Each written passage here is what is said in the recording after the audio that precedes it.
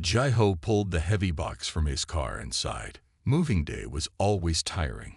The new apartment complex stood tall against the blue sky, its sleek design mixing Earth architecture with alien influences.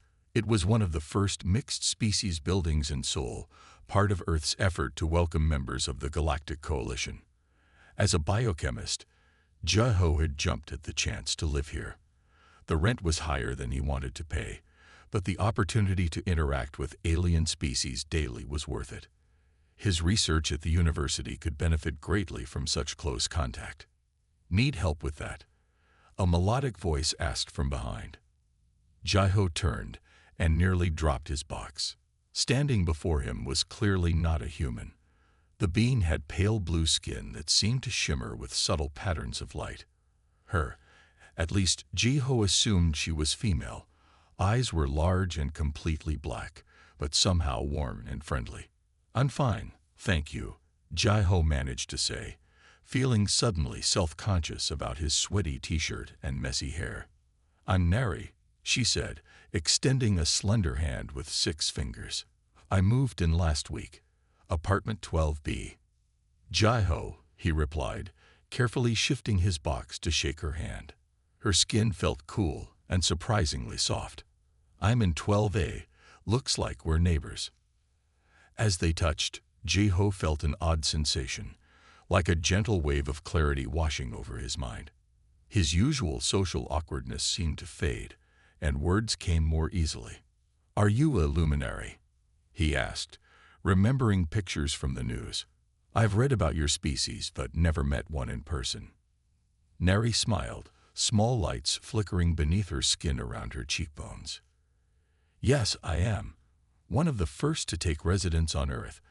I'm part of the scientific exchange program." "Really?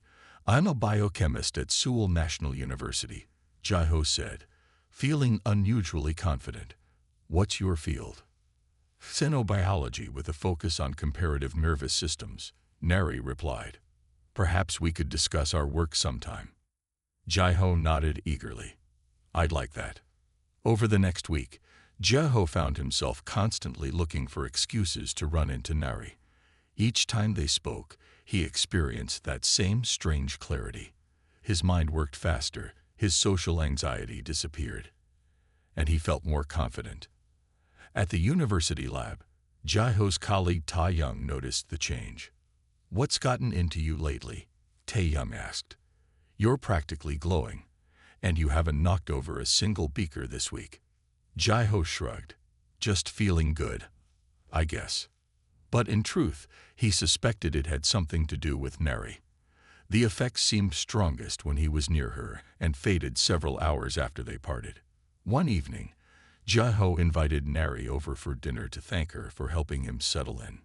He had cleaned his apartment thoroughly and even bought fresh flowers, something he'd never bothered with before. Neri arrived wearing Earth clothes, simple jeans and a blouse, though nothing could hide her alien nature. The subtle lights beneath her skin seemed more active tonight, pulsing gently like distant stars. "Your home is lovely," she said, looking around with interest. "It's nothing special," Jai-Ho replied, feeling that familiar clarity again. "But it's comfortable." They talked for hours over dinner. Jai-Ho found himself speaking more than he usually did, even sharing personal stories about his childhood that he rarely mentioned to anyone. Neri was an excellent listener. Her large eyes focused intently on him as he spoke. Later, as they drank tea in his living room, Jai-Ho noticed something odd. When Neri laughed, the lights under her skin brightened, and he felt a corresponding surge of well-being wash over him. "Can I ask you something about luminary biology?" Jai-Ho ventured. "Of course," Neri replied. "The lights under your skin, what are they exactly?" Neri touched her cheek. "They're bioluminescent cells connected to our emotional centers, a leftover evolutionary trait from when our ancestors lived in darkness. They help us communicate with each other at a level deeper than words." "And do luminary emit any kind of, I don't know, pheromones or chemical signals?" Jai-Ho asked carefully. Neri tilted her head, curious. "Yes, actually. We produce subtle biochemical signals that help convey emotional states to other luminary, but they're imperceptible to most species. Why do you ask? Jaiho hesitated. I feel different around you. More clear-headed, more confident. It's pleasant, but unusual for me. Nari's eyes widened, the lights beneath her skin pulsing rapidly. That shouldn't be possible. Humans don't have receptors capable of detecting our biochemical signatures. Well, I'm definitely experiencing something, Jaiho said. This is fascinating. Nari leaned forward. Would you be willing to let me run some tests? Nothing invasive, just some scans and blood work. Any other time, Jaiho might have felt nervous about such a request, but now he just felt intrigued. Sure, I'm curious too. The next day, they met at Nari's small private lab in the building's research facility. She used several strange devices to scan Jaiho, took blood samples, and ran tests while he waited. This is remarkable, she finally said, looking at her results. You have a mutation in your olfactory receptors that seems to allow you to detect certain chemical compounds that other humans can't. Is that dangerous? Jaiho asked. Not at all, Nari assured him. The compounds themselves are harmless. They simply trigger responses in luminary brains, and apparently yours too. They enhance focus and confidence, reduce anxiety. Jaiho thought about this. So I'm basically getting a natural boost from being around you. It seems so, Nari confirmed, though this raises fascinating questions. According to our database, no human has ever shown sensitivity to luminary biochemistry before. As Jaiho left Nari's lab that evening, his mind raced with questions.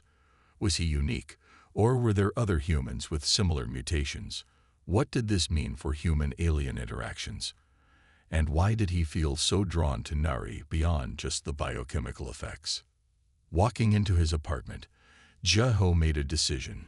He would study this phenomenon properly, with all the tools at his disposal as a biochemist. This could be important not just for him personally, but for understanding how humans might adapt to a galaxy full of different species. He looked out his window toward Nari's apartment and saw her silhouette move past the curtains, the gentle glow of her skin visible even from a distance. Whatever was happening between them was just beginning. Jaiho couldn't sleep. His mind kept returning to Nari and the strange effect she had on him. At 3 a.m., he finally gave up, got out of bed, and went to his small home laboratory setup in the corner of his living room. He drew his own blood sample and began analyzing it, comparing it to baseline readings he'd taken months ago. The differences were subtle but significant. Certain receptors in his system showed increased sensitivity, and there were minor changes in his neurochemistry that couldn't be explained by normal human biological processes. Over the next week, Jaiho created a research routine. He would take readings of his biochemistry before seeing Nari, immediately after, and then at regular intervals as the effects faded. He documented everything meticulously in his private research journal. What exactly are you working on these days? Asked Tai Young at the university lab. You keep disappearing at lunch, and I found these unusual test results in the analyzer. Jaiho hesitated. Personal research, nothing that affects my work here. Tai Young looked skeptical, but didn't press further. After 2 weeks of secret research, Jaiho had enough data to form an initial hypothesis. His mutation didn't just allow him to detect luminary pheromones. It allowed his body to respond to them in ways that enhanced his natural abilities. The pheromones weren't controlling him or changing his personality. They were simply bringing out his best qualities. One evening, Jaiho was so absorbed in his research that he didn't hear the knock at his door until it became louder. Coming, he called, quickly covering his notes with a magazine. It was Nari. She stood in the hallway, the lights under her skin pulsing with what Jaiho had learned to recognize as concern. You haven't been answering my messages, she said. I was worried. I'm sorry, Jaiho replied, feeling the familiar clarity sweep over him in her presence. I've been busy with work. Neri's eyes fell on his home lab equipment. "May I come in?" Jai-Ho hesitated, then nodded. He couldn't hide his research forever, and perhaps Neri could help. "You've been studying the effects," she said, not a question but a statement as she looked at his setup. Jai-Ho sighed and moved the magazine, revealing his notes. "Yes, I needed to understand what was happening to me." Instead of being upset, Neri looked interested. "What have you found?" Jai-Ho explained his research and findings while Neri listened attentively. When he finished, she was quiet for a moment. "This is unprecedented," she finally said. "The biochemical signals my species produces are meant only for luminary. Your ability to not only detect them but benefit from them suggests something remarkable about human adaptability. Or just something weird about me," Jai-Ho said with a small smile. "No, this could be significant," Neri insisted. "There have been theories about human adaptability being exceptional among known species, but little concrete evidence. This could be an important data point." Jai-Ho considered this. "What would you say to a formal research collaboration? I have access to university facilities that would allow for more detailed analysis." Neri's skin brightened with excitement. "I would be honored. The Luminary Science Council would be very interested in this research as well." They began working together the next day. Jai-Ho arranged for after-hours access to his lab at the university, where they could use the advanced equipment without drawing too much attention. The research became more sophisticated with Neri's help. She provided samples of isolated luminary biochemical compounds, allowing Jai-Ho to test his responses to specific elements rather than the full complex mixture. "Your reaction is strongest to this compound," Neri said one evening, pointing to a graph on the screen. "It's called Lumerin B. Among luminary, it enhances neural connections related to problem solving. That explains why I feel so much sharper when you're around," Jai-Ho replied. "But it doesn't explain why I can detect it at all." They expanded their research to include genetic analysis. Using the university's gene sequencing equipment, they identified the specific mutation in Jai-Ho's DNA that allowed him to detect luminary pheromones. "The mutation appears to be on chromosome 11, Jai-Ho explained, pointing to the screen. "It's a very small change, but it creates an entirely new binding site for certain molecules." "Is it a random mutation?" Neri asked. Jai-Ho frowned. "That's the strange part. This doesn't look random. The mutation is too precise, too functional to be a random genetic change." "Could it be adaptive?" Neri suggested. "Maybe human DNA is responding to the presence of new species on Earth." "That would imply directed evolution," Jai-Ho said. "That's not how evolution is supposed to work." "Perhaps how it's not supposed to work for most species," Neri replied thoughtfully. Their research continued, and they began to collect DNA samples from other humans with permission. Most showed no sign of the mutation, but to their surprise, they found 2 other individuals with similar genetic changes, both people who had regular contact with alien species. "This is starting to look like evidence of rapid human adaptation," Jai-Ho said excitedly as they reviewed the new data. "The mutation rate is far higher than it should be for natural random mutations." Neri's skin pulsed with bright patterns. This could have significant implications for human-alien relations. As their research progressed, Jai-Ho noticed something else changing. His feelings for Neri were growing beyond scientific curiosity, or the biochemical enhancement he experienced in her presence. He found himself thinking about her even when they were apart, in ways that had nothing to do with their research. One night, as they were working late in the lab, Jai-Ho looked up from his microscope to find Neri watching him, the lights beneath her skin pulsing in a pattern he hadn't seen before. "What does that pattern mean?" he asked, pointing to the lights under her skin. Neri's eyes widened, and the pattern intensified. "You can distinguish specific patterns." "Recently, yes," Jai-Ho admitted. "That one's new." Neri seemed flustered for the first time since he'd known her. It indicates a personal attachment. Among my people, it would be considered quite revealing." "Oh," Jaiho said, feeling his face grow warm. Before either could say more, Jaiho's computer beeped with an alert. A new analysis had completed. "We need to see this," he said, grateful for the interruption. The screen showed something unexpected. Jaiho's mutation wasn't just allowing him to detect luminary biochemicals. It was changing in response to continued exposure. His body was adapting, becoming more attuned to Nari's specific biochemical signature. "Jaiho," Nari said quietly, "I think your species may be more remarkable than any of us realized." Jaiho and Neri arrived at the university lab early Monday morning to find the doors sealed with an official notice from the Ministry of Extraterrestrial Affairs. The bright red paper declared the lab temporarily closed pending an investigation. "What's going on?"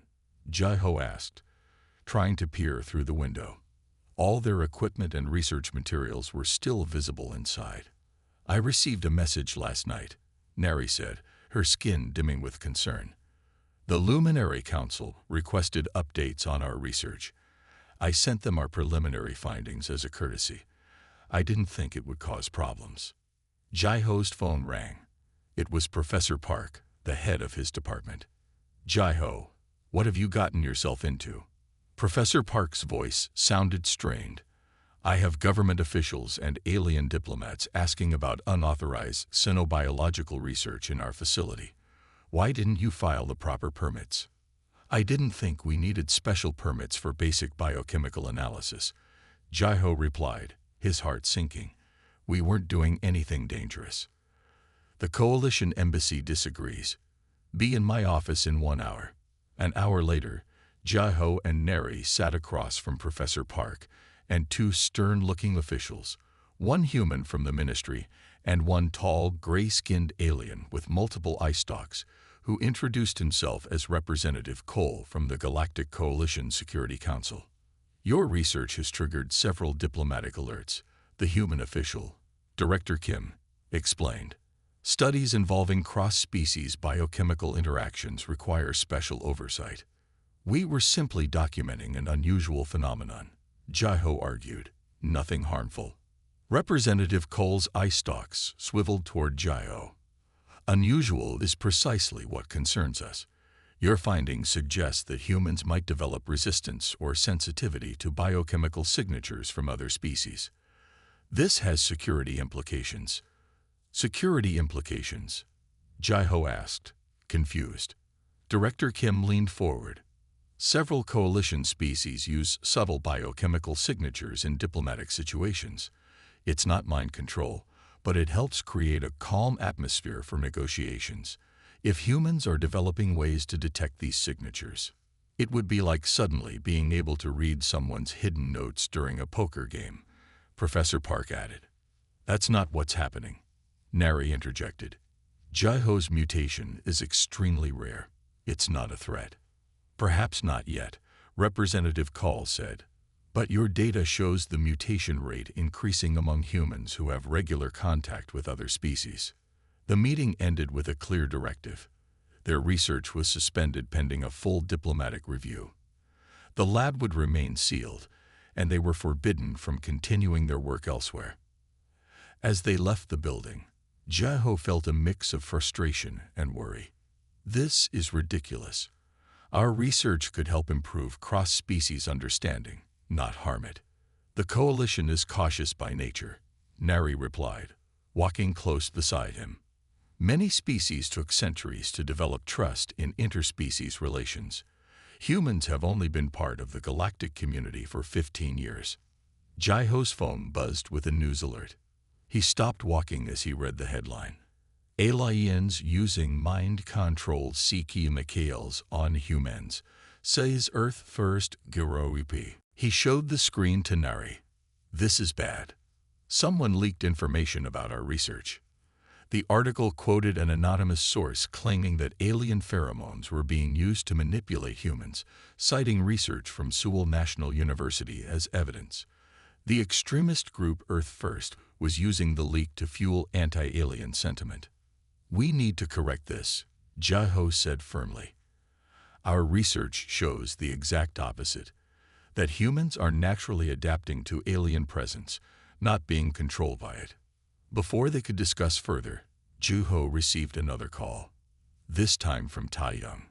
Ji-ho, don't come back to the university, Tai-young warned. There are protesters gathering outside the science building. Some Earth First supporters. And I just saw security escorting men in dark suits through the department. They're seizing computers. That evening, news reports showed footage of demonstrations outside the Galactic Coalition Embassy.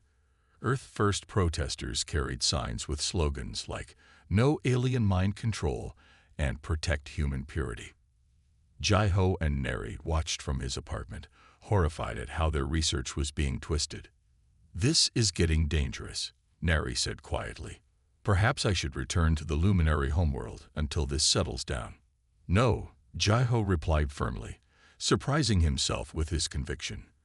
"Running away will only make it look like there's something to hide. We need to fight this misinformation."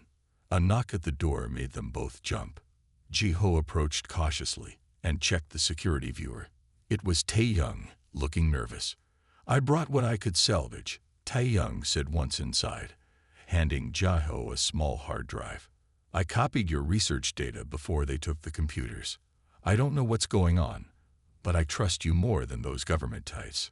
"Thank you," Ji-ho said, deeply grateful for his friend's loyalty. After Tai-young left, Ji-ho connected the hard drive to his personal computer. "At least we still have our data, but without access to the lab equipment." "My people have a saying," Neri interrupted, the lights under her skin forming a pattern Ji-ho had come to recognize as determination. "When the path is blocked by stone, water finds another way." The next morning, they discovered that their building's security had been increased. Two official-looking individuals watched from a car across the street. "We're being monitored," Ji-ho noted as he closed the blinds. "It's not just us," Neri said, showing him her communication device. "The Luminary Embassy sent a warning to all citizens on Earth. There have been incidents of harassment." Ji-ho paced his living room, thinking, "This has gone beyond just our research. This is about fear versus understanding." He stopped suddenly, looking at Neri with new clarity. "What if that's the real significance of my mutation? It's not just about detecting pheromones. It's about humans evolving to understand other species on a deeper level." "What do you mean?" Neri asked. "Think about it. Throughout human history, we've adapted to new environments and challenges. Now we're facing the greatest expansion of our environment ever. Contact with dozens of alien species. What if my mutation is just the first sign of how humans will adapt to a multi-species galaxy?" Nari considered this, the lights under her skin pulsing rapidly. "It would explain why the mutation seems directed rather than random. Your species might have evolutionary mechanisms we don't understand yet." Ji-ho sat down at his computer. "We need to continue our research even without the lab. And we need to find a way to share the truth before this diplomatic situation gets worse." As he began working, Ji-ho realized something important. The variability that had drawn him to Neri, his unique sensitivity to her biochemical signature, might represent humanity's greatest strength. The capacity to adapt, to understand the different, to forge connections across boundaries that seemed insurmountable. Outside, the world might be caught in a diplomatic crisis, but in his apartment, working beside Neri, Ji-ho felt a renewed sense of purpose. They weren't just studying an unusual mutation anymore. They were discovering a new chapter in human evolution. Ji-ho stared at the kitchen table, now covered with makeshift laboratory equipment. Without access to the university facilities, he had been forced to get creative. A pressure cooker modified with temperature control served as a basic thermal cycler. A smartphone microscope attachment connected to his tablet provided magnification. Various kitchen items had been repurposed for scientific use. "It's not exactly state-of-the-art," Ji-ho said as Neri examined his setup. "It's impressive," she replied, her skin glowing with admiration. Few scientists could continue their work under these restrictions. Over the past week, they had developed a routine. Every morning, Jai-ho would check for surveillance, then slip out to meet Tai-young, who provided basic supplies from the university. Nari would contact her luminary connections for information about the diplomatic situation. Then they would work together in Jai-ho's apartment, continuing their research with limited tools. "The centrifuge is ready," Jai-ho announced, stepping back from his latest creation. A modified blender with custom 3D printed parts ordered through an anonymous makerspace. "Perfect timing," Nari said, carefully preparing a blood sample. "I've isolated new protein markers that might help explain your adaptive response." As they worked, the television played in the background, broadcasting yet another news story about rising tensions. The reporter stood outside the coalition embassy, where both alien rights supporters and Earth First protesters gathered on opposite sides of a police line. The diplomatic crisis continues as the Galactic Coalition Council debates whether humanity's unexpected biological adaptations represent a security concern, the reporter said. Meanwhile, Earth First groups claim this is proof of alien attempts to influence humans. Jai-ho shook his head and turned down the volume. "They're all missing the point." That evening, their makeshift experiments yielded an unexpected discovery. Jai-ho's blood samples showed accelerated changes when exposed to various alien biochemical compounds, not just luminary signatures. "Look at this," Jai-ho said excitedly, pointing to his tablet screen. "My cellular receptors are adapting to recognize patterns in completely different alien biochemical signatures, even ones I've never been exposed to before." Nari leaned closer, her skin pulsing with scientific curiosity. "That shouldn't be possible. These adaptation rates are far beyond normal evolutionary timeframes." "What if that's humanity's hidden strength?" Jai-ho suggested. "Not our technology or intelligence, but our ability to adapt rapidly to new environments and stimuli." They spent the night analyzing the data and developing a new theory. Humans possessed a unique evolutionary mechanism that accelerated adaptation when exposed to truly novel stimuli, like alien biochemistry. It wasn't random mutation, but a directed response, as if human DNA had built-in programming to quickly adapt to whatever new challenges the species encountered. This would explain how humans spread so quickly across Earth in ancient times, Jai-ho explained, excitement making him pace the small apartment. Different climates, foods, threats. Humans adapted to all of them faster than should have been evolutionarily possible. And now that same mechanism is helping humans adapt to a galaxy of different species, Nari added. The next morning, Jai-ho received an encrypted message from Tai-young. "Government officials questioned me again. They're planning to detain both of you for security assessment. Be careful." Jai-ho showed the message to Nari. "We need to act now. If they detain us, all our research will be classified and potentially misused." "But how can we share our findings? All official channels are monitored." Jai-ho thought for a moment, then smiled.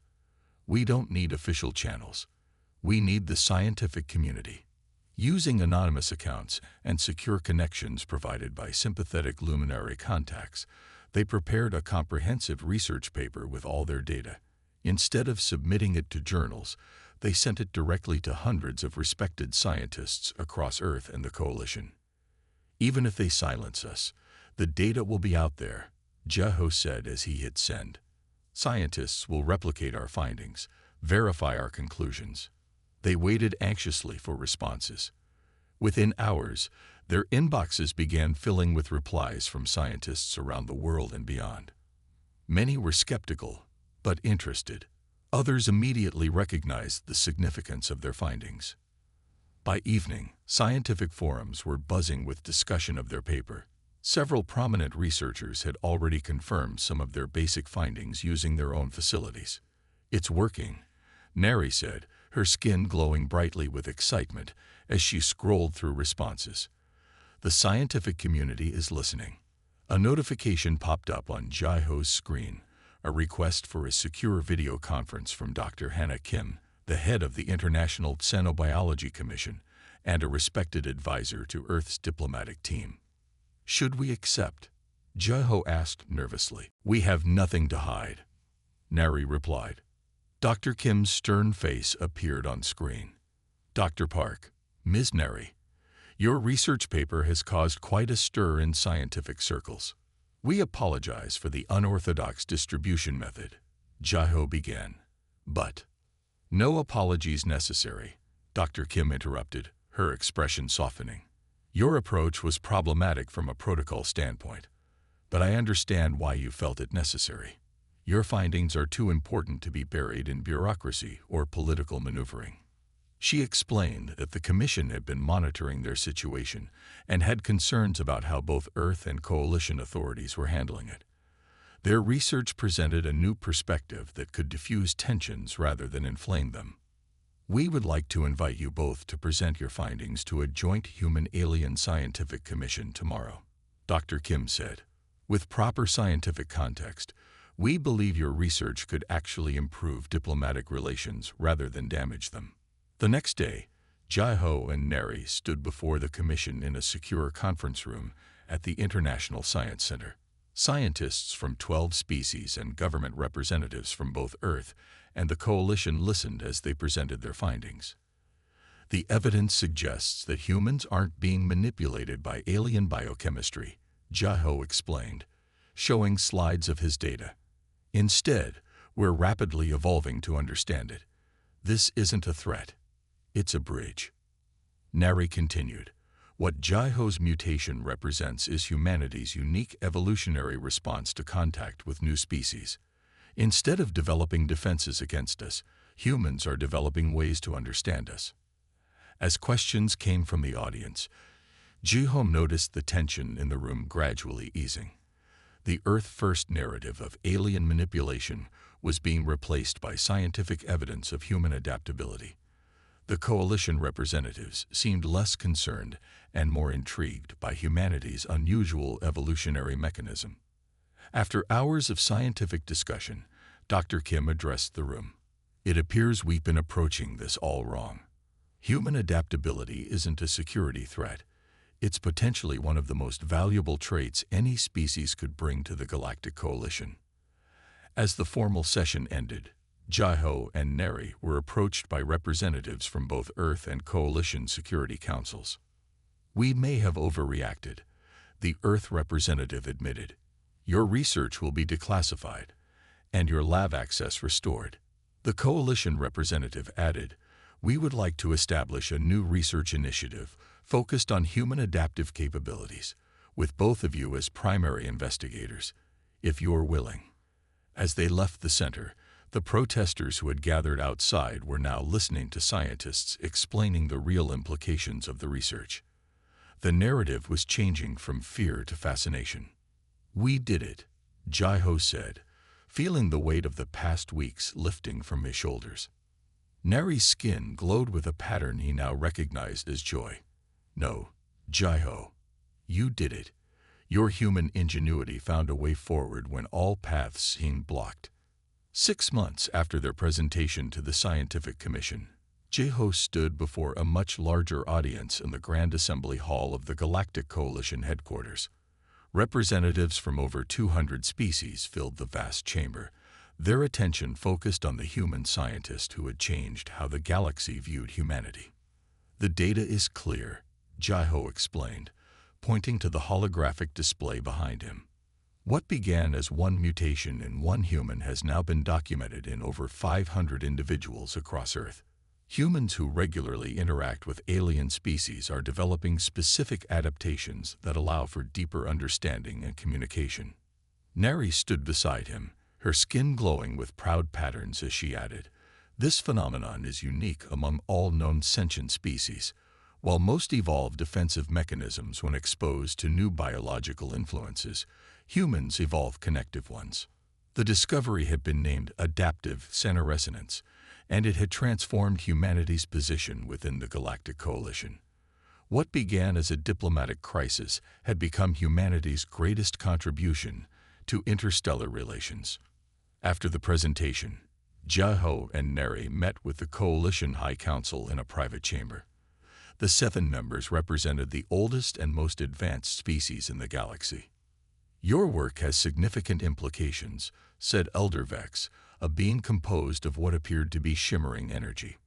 For millennia, we have sought ways to bridge the biological gaps between diverse species.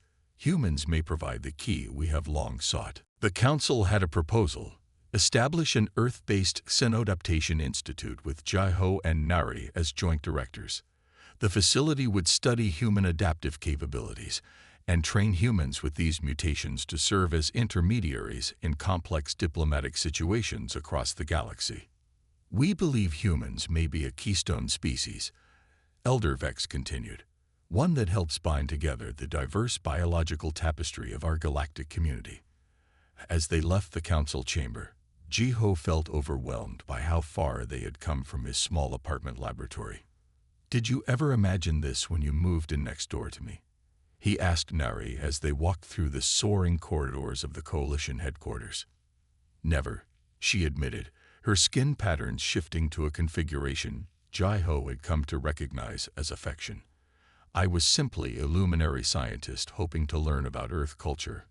Back on Earth, the new Xenodaptation Institute quickly took shape in Seoul.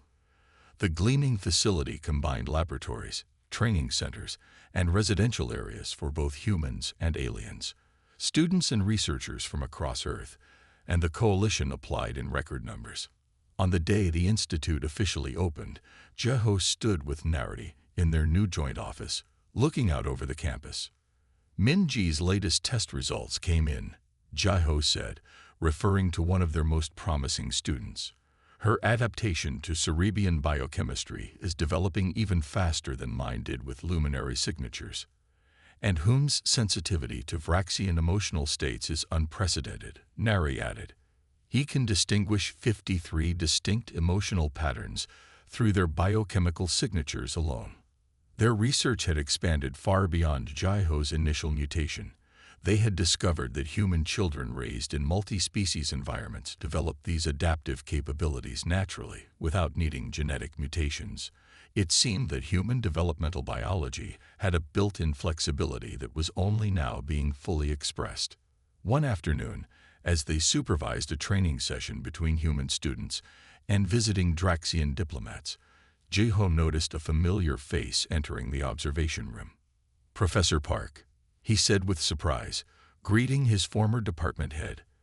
"I didn't know you were visiting today." The older scientist smiled. "I wouldn't miss this. When you were just a quiet biochemist in my department, I never imagined you would change humanity's place in the galaxy." "I just followed the science," Jiho replied modestly. "No," Professor Park said firmly. "Many would have stopped when the obstacles appeared too great. Your persistence made the difference." Later that evening, Jiho and Neri sat on the roof garden of the Institute, watching the sunset.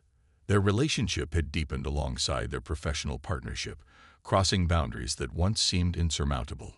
"The Coalition Expansion Council approved our proposal," Neri said, showing Jiho the message on her device. 10 new mixed-species communities will be established on Earth next year, with 10 human communities on Coalition worlds. Jiho nodded, taking in the significance. "The real integration begins." "Are you nervous about tomorrow?" Nari asked. Tomorrow would bring the first delegation of Coalition medical specialists to study Jiho's DNA in depth. Scientists hope to understand the precise mechanism that triggered human adaptive responses, potentially allowing other species to develop similar capabilities. "A little," Jiho admitted, "but it feels right to share this gift. After all, it was my connection to you that started everything." As darkness fell, the lights of Seoul blended with the distant stars visible above. Somewhere up there, Coalition ships were bringing new species to Earth while taking humans to distant worlds. Each new contact would trigger new adaptations, new understandings. "The Council of Elders has a new term for humans now," Nari said softly. "They call you the Connectors." Jiho smiled. "I like that better than their first impression of us as a potential threat." A notification chimed on Jiho's device. It was a message from Elder Vex, marked urgent. Jiho read it quickly, his eyes widening. The Council has detected unusual activity in human colonies on 3 different worlds, he explained to Nari. Humans living among the crystalline lithians are developing trace crystalline structures in their skin cells. Those on the water world of Nereus are showing early signs of enhanced breathing capacity in liquid environments. Nari's skin flashed with patterns of scientific excitement. The adaptations are accelerating as humans spread through the galaxy. And there's more, Jai-Ho continued, reading further. The Coalition long-range exploratory vessel returns next month from the galaxy's edge. They report that their human crew members were essential in establishing first contact with 2 previously unknown species. The humans developed adaptive responses that allowed communication when all technology failed. As they sat together under the stars, Jai-Ho reflected on how much had changed from that first day when he moved into the apartment next to Nari. What had begun as an unusual sensitivity between neighbors had revealed humanity's greatest gift to the galaxy: the ability to adapt, connect, and build bridges between different worlds. The Council session next week will focus on expanding the human presence in diplomatic missions, Jai-Ho said. They're calling it the Connector Initiative. Nari's skin glowed with a pattern Jai-Ho had first seen that night in the lab, the pattern of personal attachment that had once embarrassed her. From neighbors to partners to changing the galaxy, she said softly. Not bad for a biochemist who couldn't resist my pheromones. Jai-Ho laughed. I think we've proven it was much more than just chemistry. As night fell completely, the stars shone brighter, each one possibly home to species that humans would someday understand in ways no other race could. Humanity had found its place in the cosmos, not as conquerors or even equals, but as connectors, bridges between worlds that might otherwise remain forever apart.